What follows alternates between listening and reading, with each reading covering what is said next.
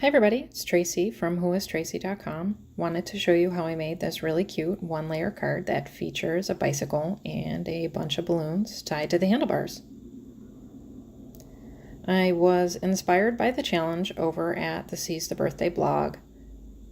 The latest challenge had the toppings of balloons. And I immediately thought of a card I had pinned ages ago from Debbie Hughes, also known as Lime Doodle. She had made a card a while back, it was probably a couple years ago. She made a card and it featured a bike with one balloon tied to the handlebars. And I thought that was the cutest thing, and I've wanted to case it since then, but somehow never had the right supplies, the time, the inspiration.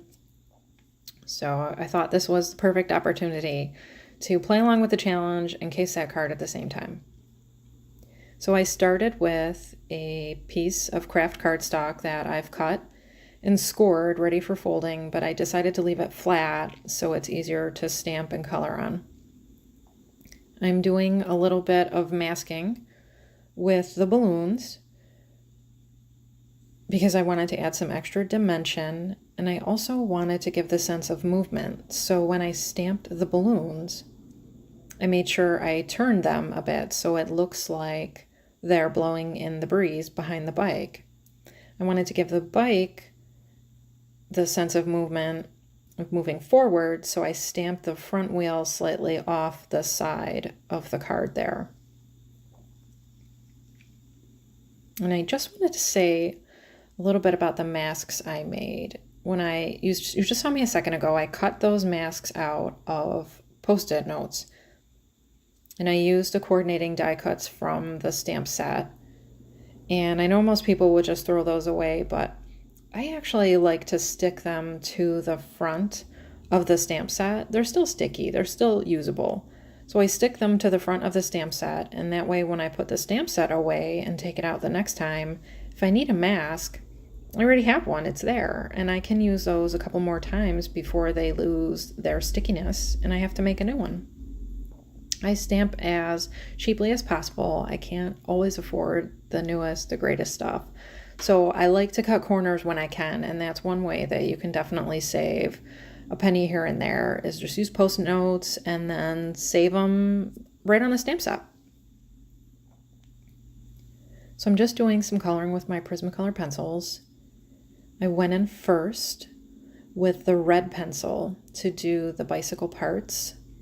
And then I went back with the mulberry maroon colored pencil and added some shading to some parts of the bike frame there. For the seat, the handlebars, and the tires, I went in with a dark gray pencil.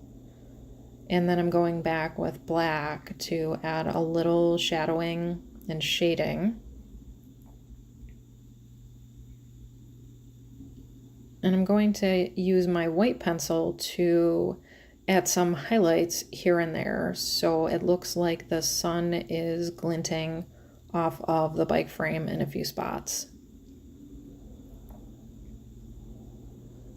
I used a light brown, a gray, and the white pencil to add a little doodling to kind of ground the bike and give it a sense of being on the ground. And then just did some quick shading to one or two of the balloons. For the sentiment, I decided to use this Happy Script die. I believe it's from Paper Smooches, and it actually comes from a Christmas word die set. But I always love to know what sentiments and dies I have because they can be used usually for so many things other than what they're intended. Especially Christmas sets, you can usually find a way to use those supplies the rest of the year. I initially couldn't decide which birthday sentiment I was going to use, so you saw me just run through about 4 different stamp sets. And I ended up settling on this birthday script that looks hand-drawn. It's actually from Avery L as well, and that's who makes the balloon set there. The bike stamp set comes from Simon Says Stamps. I tried stamping the birthday sentiment on blue cardstock, but when I put it all together on the card, I didn't like the way it looked.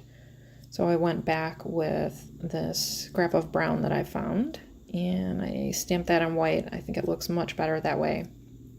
And now you're going to see me using the dimensionals, and I don't put a whole dimensional on the back. I don't put rows of them or giant swatches. Another way I save money is if I take the dimensional dots, I found that you can cut one in half.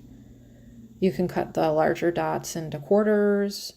You don't need dimensionals on the back of everything. You just need enough to stick it to the card. So I ended up cutting out 4 of this happy script in blue cardstock. I'm gluing 3 of them together. And then I'm going to glue that directly to the card front. And the 4th one, you're going to see me glue on separately because I want the tails of the peas hanging down to be just slightly on top of that brown cardstock there. I think it's a little fun. It adds a little something extra to the card. And the only other thing I'm going to do is go in here with my Copic Spigot glitter pens and add a little shimmer and shine. I thank you for watching. Hope you learned something. I always learn something from your videos and hope you'll give this a thumbs up. Thanks, guys.